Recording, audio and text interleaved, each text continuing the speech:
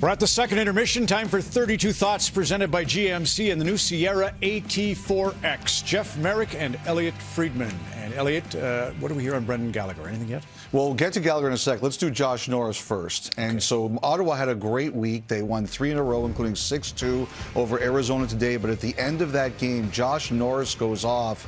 And, you know, you could tell he was frustrated right away. From what we understand, they're going to have an MRI, but first some of the swelling's got to go down. But you hope he's all right. You don't need to see the good young players out of action. You could tell he's worried by his reaction. As for Gallagher, no update yet. Gallagher, for those of you who are watching Montreal, he stepped on a discarded stick, played one shift after, and did not return. This injury happened on his first shift of the second period. And then here's where he steps on the stick. One shift with about 12 minutes to go, then did not come back. We'll see what happens with him. Hopefully, he's okay, too. Okay, so Jakob Chychrun, the sweepstakes conversation still continues. The Arizona Coyotes defenseman is with the team right now, but he's not playing. Probably going to be a couple of weeks still until we see Jakob Chychrun playing with the Coyotes. This is the wrist injury. Now, look, the Arizona Coyotes want to trade Jakob Chychrun. Jakob Chychrun has also asked for a trade.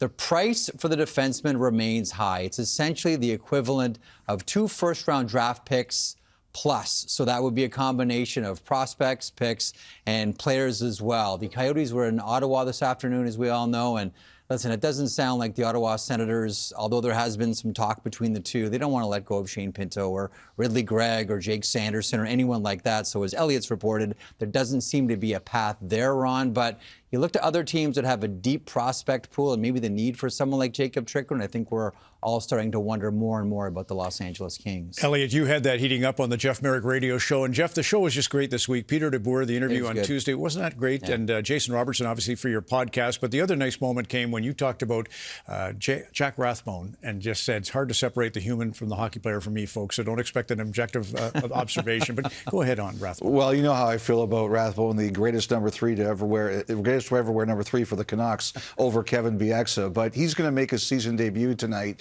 And look, there's nothing nefarious here. The Canucks were putting in their best lineup they thought to win, but Rathbone wasn't playing. And I think Vancouver knew if he didn't get in, the situation was going to get to somewhere where a decision had to be made on what his future would be. So hopefully Rathbone stays in the lineup. They don't have to worry about this.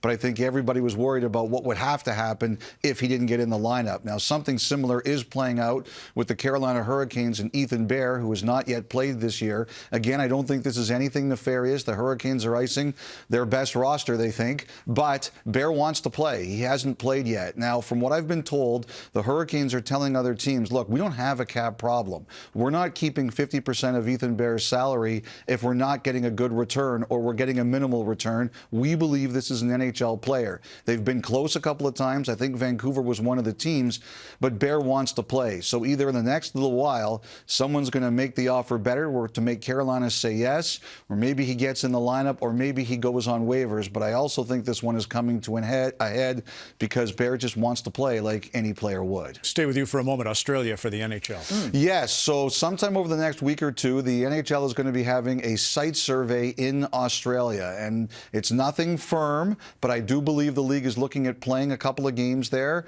And the question, would it be in early 2023 or maybe in 2024? But there will be a site survey underway, and that's a road trip I would like to go on. All right. Finally, the Hockey Canada file. Okay, yeah, Ron, as a follow-up from last week, so the nominating committee, very busy this week with interviews, talking to people about various positions within Hockey Canada. And here are some of the names, not all of the names, but some of the names that we have heard. Hayley Wickenheiser, Hall of Famer, she was talked to this past week, as was Danielle Sauvageau, gold medal coach, as we all know.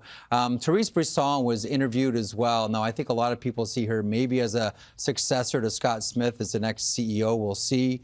Former NHLer Andrew Ference was spoken to this week, as was Brad Morris, the former chair of the board of the CWHL, and also someone from the nominating committee telling me this afternoon that future Hall of Famer and one of our colleagues here, Cassie Campbell-Pascall, was also spoken to. The first order of business for the nominating committee is to find and name a board chair that can attract a diverse board, a strong board as well, and one that I was told will help lead a cultural revolution, or evolution rather, within Hockey Canada.